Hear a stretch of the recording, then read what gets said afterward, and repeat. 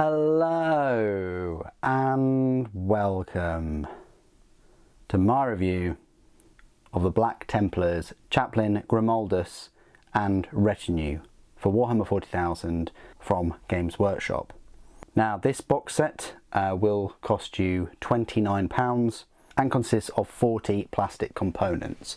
You know, all of these miniatures come in this box. It's quite a thin box.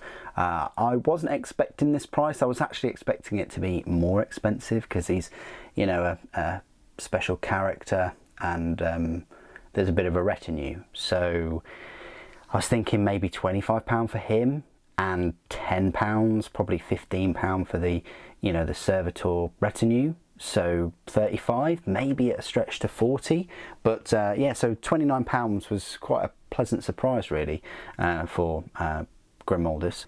If you don't know who Chaplain Grimaldus is by now, he's been around for absolutely ages. He's a grizzled warrior, basically the high chaplain for the Black Templars. His fortitude is so strong that his brothers believe he is invincible, and his Cenobite servitors lurch to war at his side, bearing with them holy relics of the faith. He's been around for quite a while in the hobby, and has usually had his Cenobites. I think he was available before in metal, and so were his Cenobites. We're going to have a closer look at Grimaldus and the retinue now, look at the detail. Then I'll go through some size comparisons with obviously High Marshal Helbrecht and another Marshal and some regular sized Black Templars. And then finally at the end we'll go through all of his rules. Firstly, before I continue, I just want to say a huge thank you to everybody that has been very patient with these Black Templars reviews. I'm going to try and keep on it with all the new releases coming up, all the Chaos and the Eldar, try and get those reviews out as soon as I possibly can. But as always, I appreciate your understanding in the knowledge that I don't get sent any of these things for free, and I work two jobs to try and fund the channel. So without further ado, let's have a look at Chaplain Grimaldus himself. Here he is. He's got his Crozius Arcanum. He's a fair amount of detail. That, you know, it's quite flat detail though on the sort of torso. He's got this sort of, I say, heavy plasma pistol. He's got plenty of skulls about. You've got this, I want to say like bondage type face mask thing going on, which not massive fan of, and you know, I probably wouldn't necessarily paint it bone colour in there. I'd probably just stick to kind of silver and you know, darken it with the null oil. You've got a skull hanging off there and some chains. He's got the Crozius connected to his wrist, and even the plasma pistol. This is the thing for Black Templars. They love chains and skulls, and they do like chaining things to themselves. He's got the 4 candles. Can't believe it. And then he's got the broken sword there, some kind of relic, and he's got his new 9th edition Warhammer 40K rulebook that he's just taken around. So that's Grimaldus. He's been Primarisified. He's pretty big now, so that's him, the main guy. Then you've got this Cenobite with this awesome looking relic. Cenobites are kind of like servitors really. Part man, part machine. Yeah, I'm definitely getting kind of Jesus vibes from this dude carrying this relic. You know, comparative to like carrying his cross, but yeah, a fair amount of detail. I like the Aquila sort of pillar that he's carrying around. Then you've got the, I want to call him the soup maker, Cenobite, where he's got this incense. It's probably nice, like smelling, purifying liquids and aromas. He's got the candles at either ends. That was a bit of a pain to kind of put together, but yeah, that's this this incense guy, or the aromatic ambiance officer. Then you've got this kind of bearer Cenobite with an incense skull and this like kind of strange arm piston thing. Anyway, the banner itself is kind of in flames. It's been burnt, you know, a fair amount. But one of the cool aspects of this is it's got a full skeleton attached to the top of it, and it is a full skeleton with fingers, arms, hands, feet, you know, and you've got some purity seals dangling about nearby. You've even got some candles on the Cenobite himself. So there you go, that's the kind of banner bearer, and that is his retinue, and that is what he marches to war with. So size comparisons then, I'll just throw in there the Castellan, which isn't really a named character, but you know, still pretty cool model anyway. If you wanted to know how big the Castellan was, Castellan is a little bit shorter, just because of the pose that Grimaldus is going for. Grimaldus seems to be a bit more leaner in stature compared to the Castellan, but they're on the same base there, 40mm base. You've got High Marshal Helbrecht. I haven't put his servitors on his base, but that's where he stands. He's still going to be one of the biggest Black Templars models that you have, but if we just temporarily take him off his base, he's similar height. I'd still say Grimaldus is a little bit taller, but again, just because of that pose. And then I think we also have a High Marshal. Marshal is bigger. He's on that massive tactical rock as well, and the sword gives him a fair bit of height. So if you're just after one of these models, then you know you are looking at a bigger miniature. Compared to like a normal Black Templars Intercessor, similar height. This one's actually a little bit taller, but again, it's to do with the pose. If we compare the size of the Cenobites to an Intercessor, you can see, look, well, they're going to be the same size as him, aren't they? But they're going to dwarf them. So if you've got those around some Intercessors, they are going to be, I say hidden about. They're going to be in the shadow, in the watchful eyes of the Intercessors and other Primaris Space Marines. Final comparisons I always like to make is just with the three usual miniatures that I do, which is the normal Intercessor, a standard Space Marine, and then Sly Marbo. So standard Space Marine, bearing in mind Grimaldus was only a little bit bigger than a normal Space Marine before, he is heads and shoulders above now. He is huge compared to a standard Space Marine. An Intercessor, well, we've kind of just done a comparison. They're similar height, and then Sly Marbo is pretty small. I mean, Sly Marbo compared to just like a Cenobite servitor is similar height, really. But there you go, that's all the comparisons I wanted to make with Grimaldus today. Okay, and this is my part of the review where I will go through all of the rules for Chaplain Grimaldus for the Black Templars. You'll find him in your brand new Black Templars Codex supplement. Under the HQ section, he's right next to High Marshal Helbrecht. His power points cost is a 7, and his points cost is 140, which means he's 40 points more than the Emperor's Champion, but 20 points cheaper than High Marshal Helbrecht.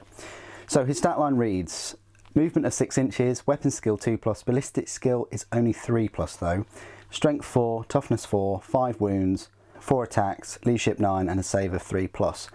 All in all, his stat line is worse than High Marshal Helbrecht. He's got 3 Cenobite servitors. Their stat line reads: movement at 6 inches, weapon skill 4+, ballistic skill 4+, strength 3, toughness 4, 1 wound, 1 attack, leadership 6, and a save of 4+. Chaplain Grimaldus is equipped with plasma pistol, artificer Crozius, frag grenades and crack grenades. 1 Cenobite servitor is equipped with banner of fallen crusaders. 1 Cenobite servitor is equipped with remnant of the fallen temple, and 1 Cenobite servitor is equipped with a scepter of anointing. Your army can only include 1 Grimaldus unit. So Chaplain Grimaldus's pistol, it's nothing special, same as everyone else's pistol. It has a standard profile and a supercharged profile. Of course, his ballistic skill is only 3+, so yeah, bear that in mind when you're firing off the one shot with it. It's standard firing profile is a range of 12 inches, pistol 1, strength 7, AP -3 and a damage of 1. You can supercharge it and it bumps the strength up to 8 and the damage to 2, but if any unmodified hit rolls of a 1 are made, then the bearer is destroyed after the shooting with this weapon. So the bearer is just completely destroyed, so I don't know whether it's worth doing that because you're just wiping out 5 wounds straight away. The other war gear, so the Banner of the Fallen Crusaders that you can see there has the following ability: Banner of Fallen Crusaders Aura. While a friendly Black Templars core or Black Templars character unit is within 6 inches of this unit, each time an advance roll is made for that unit, add D3 + 3 to that unit's move characteristic instead of D6. Remnant of the Fallen Temple. The bearer has the following ability: Remnant of the Fallen Temple. While a friendly Black Templars core or Black Templars character unit is within 6 inches of this unit, each time a model in that unit would lose a wound, roll 1d6. On a 6+, that wound is not lost. It's kind of like a feel no pain kind of thing. And then finally, the Scepter of Anointing. Each time a roll is made to determine if a litany recited by this unit's Chaplain Grimaldus model is inspiring, add 1 to that roll. Pretty decent, that. Abilities: Angels of Death. Spiritual Leaders. While friendly Black Templars core unit is within 6 inches of this unit's Chaplain Grimaldus model, models in that unit can use this model's leadership characteristic instead of their own. Well, it's the leadership 9 anyway, so he's got the Rosarius, which all chaplains have, and that bestows him a 4+ invulnerable save. Mindless Followers. While this unit contains any Cenobite Servitor models, each time an attack successfully wounds this unit, that attack must be allocated to one of those models. The destruction of Cenobite Servitor model is ignored for the purposes of morale tests. If Chaplain Grimaldus is ever destroyed, any remaining Cenobite Servitor in this unit are also destroyed. Interesting. In addition, Cenobite Servitor models cannot be your Warlord, of course. Devout. In your opponent's psychic phase, this unit can attempt to deny 1 psychic power as if it were a psyker. Ooh. Indomitable Resolve. Once per battle, when this unit's Chaplain Grimaldus model is destroyed, you can choose to roll 1d6 at the end of the phase instead of using any rules that are triggered when that model is destroyed. E.g., only in death does duty end stratagem. If you do, then on a 4+, set this unit's Chaplain Grimaldus model back up on the battlefield as close as possible to where they were destroyed and not within engagement range of any enemy units, with 3 wounds remaining. Pretty nice. Priest. This unit's Chaplain Grimaldus model knows the Litany of Hate, that's in Codex Space Marines, and 2 other litanies from the Litanies of the Devout. That's actually in this book as well. In the command phase, if this model is on the battlefield, it can recite 2 litanies it knows that have not already been recited by a friendly model this turn. Roll 1d6. On a 3+, the recited litany is inspiring and takes effect until the start of your next command phase. For the purposes of litanies, measure all distances from this unit's Chaplain Grimaldus model. I will go through the litanies of the Devout because they are specific to Black Templars and Priest models, yeah, it wouldn't be a full review if I didn't do that. I will just go through the keywords before I go through the litanies of the Devout. The keywords are Imperium, Adeptus Astartes, Black Templars, Infantry, Character, Primarist, Priest, Master of Sanctity, Chaplain, Grimaldus. Right then, so as well as the Litany of Hate from Codex Space Marines, you can also pick Litanies of the Devout, and he can pick 2 of them as well. So, number 1, Litany of Divine Protection. If this litany is inspiring, select 1 friendly Black Templars core or Black Templars character unit within 6 inches of this priest. Each time a model in that unit would lose a wound, roll 1d6. On a 5+, that wound is not lost. That's like a 5+, feel no pain. Number 2, Psalm of Remorseless Persecution. If this litany is inspiring, select 1 friendly Black Templars core unit within 6 inches of this priest. Each time a model in that unit makes a melee attack, an unmodified wound roll of 6 inflicts 1 mortal wound on the target in addition to any normal damage. A unit can suffer a maximum of 6 mortal wounds per phase as the result of this ability. Very nice. Number 3, Plea of Deliverance. If this litany is inspiring, select 1 friendly Black Templars core or Black Templars character unit within 6 inches of this priest. If that unit or its models are being affected by any psychic powers manifested by enemy models, the effects of those psychic powers on that unit and its models end. Until the start of your next command phase, that unit and the models it contains are not affected by any psychic power manifested by enemy units. Very good. Number 4, Fires of Devotion. If this litany is inspiring, select one friendly Black Templars core or Black Templars character unit within 6 inches of this priest. Each time that unit fights, if it made a charge move, was charged, or performed a heroic intervention this turn, then until that fight is resolved, add 1 to the attack's characteristic of models in that unit. 5, Fervent Acclamation. If this litany is inspiring, select one Templar vow, which is on page 44 and 45. You've got suffer not the unclean to live, uphold the honour of the emperor, uphold the witch, destroy the witch, accept any challenge no matter the odds. So there's a number of Templar vows there. That is not in effect, and select one friendly Black Templars core or Black Templars character unit within 6 inches of this priest. That unit gains the effects of that vow. That's a nice buff there. And number 6, Oath of Glory. If this litany is inspiring at the start of the fight phase, if this priest model is within engagement range of any enemy units, it can fight first in that phase. Each time this priest model makes an attack with a Crozius Arcanum or Artificer Crozius or a relic that replaces one of these weapons, an unmodified hit roll of 6 scores 2 additional hits. And finally, add 1 to the strength characteristic of this priest model. So the Oath of Glory is really kind of like a single buff for Grimaldus. The Fervent Acclamation is a nice buff to other units around. Fires of Devotion adds attacks. Plea of Deliverance, buffs against Psychers. Psalm of Remorsefulness inflicts mortal wounds.